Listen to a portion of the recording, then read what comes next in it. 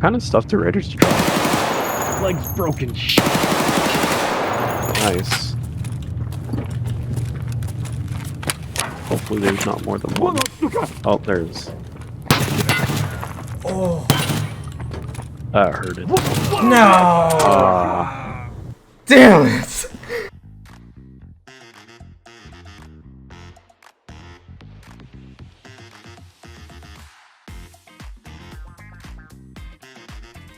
What's going on, my beautiful peoples? Jake here. Today I wanted to make a video kind of giving some general wipe tips, especially because it's Friday. There's probably a lot of people that haven't played yet. They wait till the weekend, they work during the week and all that stuff. They want to play with their friends and all that stuff. So just wanted to go over some general tips of how I like to play the wipe. And it's different for everybody. Like, don't feel like you have to play this way. If there's a certain way you like to play the game, by all means do that. Whatever works best for you. This is just what I like to do. Some of these things are pretty common in most wipe tip videos, and then some are kind of controversial compared to other wipe tip videos. But let's get right into it. Like, as soon as you make your character, the first thing you're going to want to do is examine everything from all the traders. Go through every single trader, examine every individual item, and what I like to do when I'm doing that is click on the weapons and examine the parts to all the weapons as well, just to get you that little bit extra of XP, and that should, once you've done all that, get you to level 2. If for some reason it doesn't, go to fence and just keep hitting refresh and examine all the stuff that he has there. And then there's a bug right now, I don't know if they have fixed it yet, but there's a bug where mechanics quests won't show up at level 2 right away after you finish examining stuff, because he's supposed to unlock quests at level 2. And if that is the case, all you got to do is back out to the launcher and then reboot the game, and then it should be good. You'll get the first gunsmith task, and once you accept that, you'll get introduction to Jaeger. And you'll want to accept that, and then the first thing you should do, in my opinion, is go to woods. Go to woods, get the note from Jaeger's little blind or whatever it's called, and then get out. And while you're doing this, you want to keep an eye out for the MP133 shotguns and other later quest items. This is really when you're if you're looting, not necessarily during that first Jaeger quest, but he does sell the shotguns you need for that debut task from Papor, but early wipe, they're almost always constantly sold out because everybody's buying them as soon as his timer resets. So it's a good idea to just keep an eye out for it. And when I say later quest items, I mean like the white body armor, the TAWs, things like that if you have completed these tasks previous wipe and you're most likely going to get to those tasks, it's never a bad idea to just pick them up ahead of time, like flash drives, gas hands, Salewas, all those sort of things that you're going to need later. Just pick them up if you see them. Worst case scenario, you die and you're going to have to go find them again anyway. And then another tip that I like to tell people, especially now, is stay away from customs.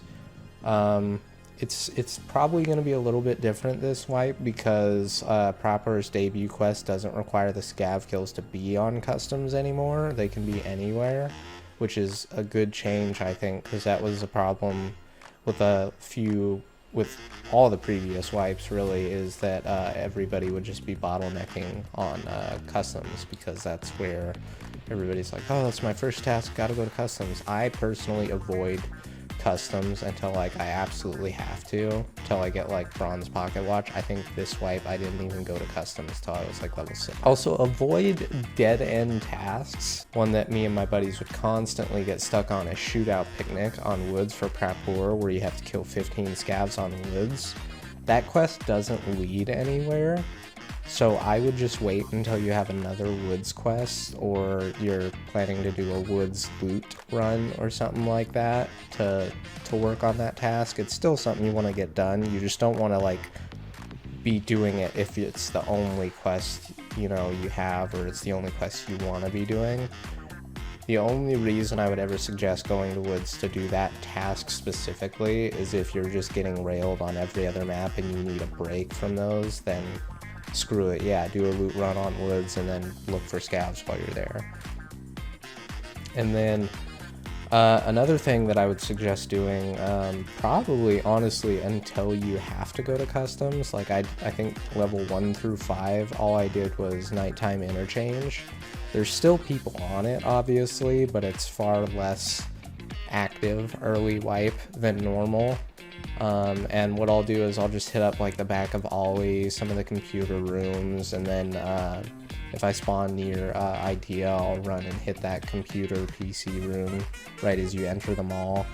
And I just look for electronics like gas sands, PC components for quests that I know I'm going to have for mechanic later and things like that. I found lots of fuel, propane, and then I also check the food spawns as well, because that'll help a lot with your Jaeger food quest. And then another kind of obvious tip that a lot of people just assume that, it's kind of a given. Loot everything. Like literally every single item. Something that really bugs me is I'll watch certain streamers, and granted they're better at the game than I am, so I guess I can't really shit on them too much, but they'll leave behind so many items that are useful for barters and just things for the hideout because they don't need them, but that's what's gonna make you money when you unlock the flea market.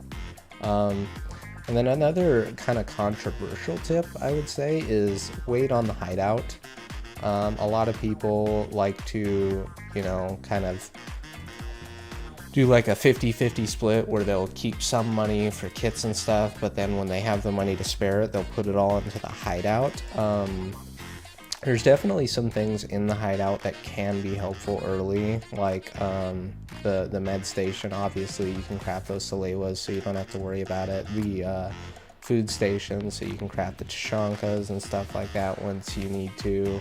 And then obviously the laboratory, when you get Crap Wars ice cream cones, is one of the best ways to get those 60 rounders, because unless you kill a boss, they're kind of hard to find in raid. But I personally, I like to wait on the hideout for the first month or so. All the hideout stuff is really crazy expensive on the flea market, so like you're basically constantly just trying to find just that stuff in raid, which takes up a lot of time that you could be doing other things. And another reason I like to wait on it is because when I unlock the flea market, I can sell all those hideout items on the flea market, and their prices are a lot higher than normal because everybody's trying to upgrade their hideout right now. So I like to wait a month or so before I start really digging into the hideout, because I just prefer to make money, because money is everything in Tarkov. And then another big tip is avoid fights that you don't need to take. I know early wipe PvP is technically easier because everybody's, low level, nobody has really good armor, and blah blah blah.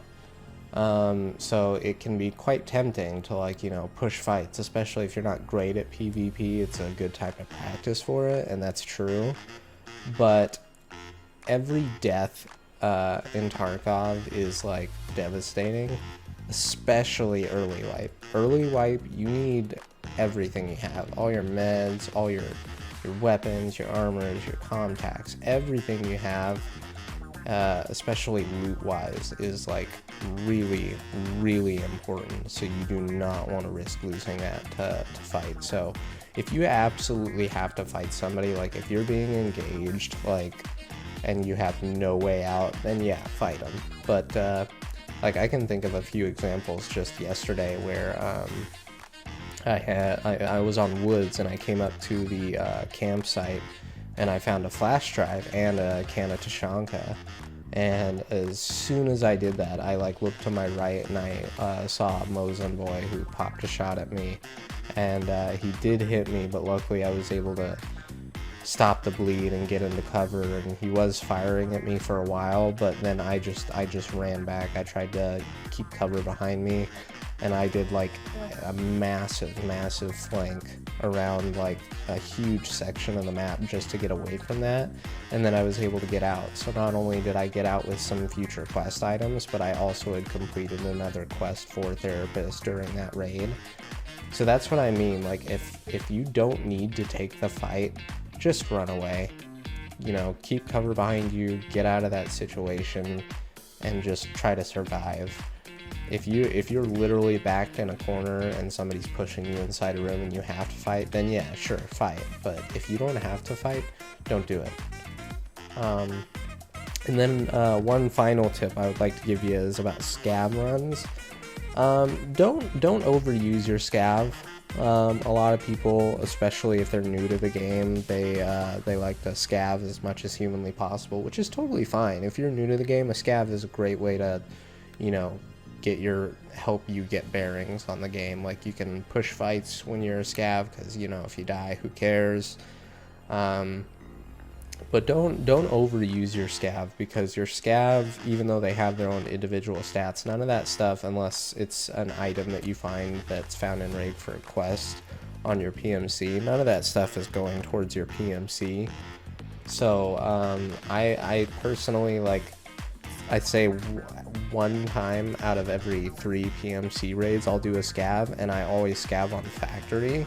And the reason I do that is it's really quick to get in and it's really quick to get out. I'll spawn in as the scav, I'll check a couple of crates, and then I'll just immediately get out. I'll be in raid for maybe 1 minute and 30 seconds at most. And the reason for that is I can get in, you know, grab some stuff that I maybe needed for quests or barters, and then if not, I'm just going to sell all of it, and then I'm going to get right back into my PMC, because I want to focus on leveling that PMC, getting their skills up, and all that stuff. But yeah, that's pretty much all I have for early wipe tips. There's definitely some more stuff that I probably could have put in here, but I feel like those are the most important things to do. And yeah, that's all I got for you. I'll catch you in the next one.